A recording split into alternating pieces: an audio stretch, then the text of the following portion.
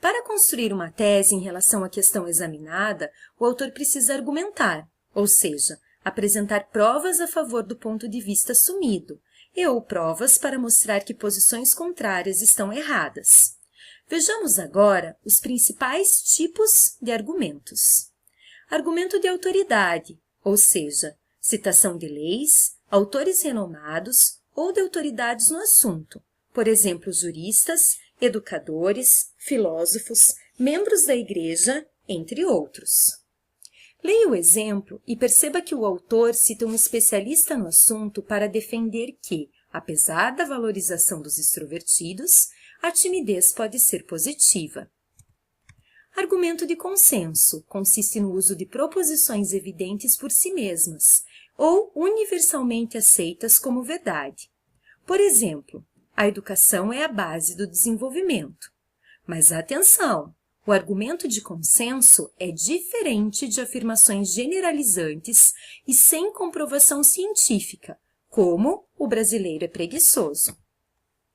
Argumento de provas concretas.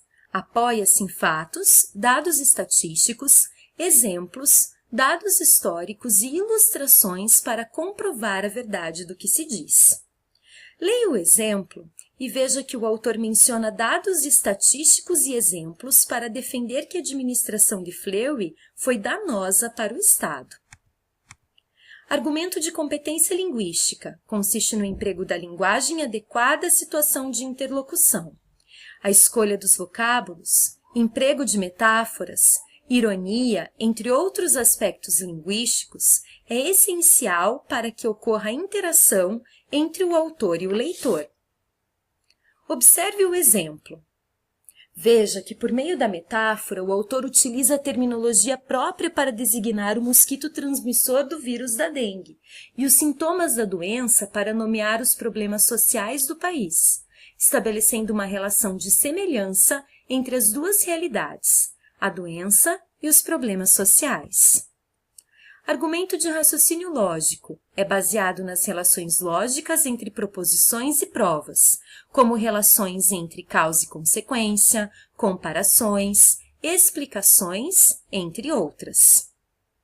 Leia o exemplo e perceba que o autor utiliza dois procedimentos argumentativos de raciocínio lógico: as consequências para a sociedade e para a saúde pública da junção da falta de saneamento e educação cívica, a Aedes brasilis, com o vírus da dengue, a Aedes aegypti, e faz uma comparação entre diferentes classes sociais e as consequências dessas diferenças.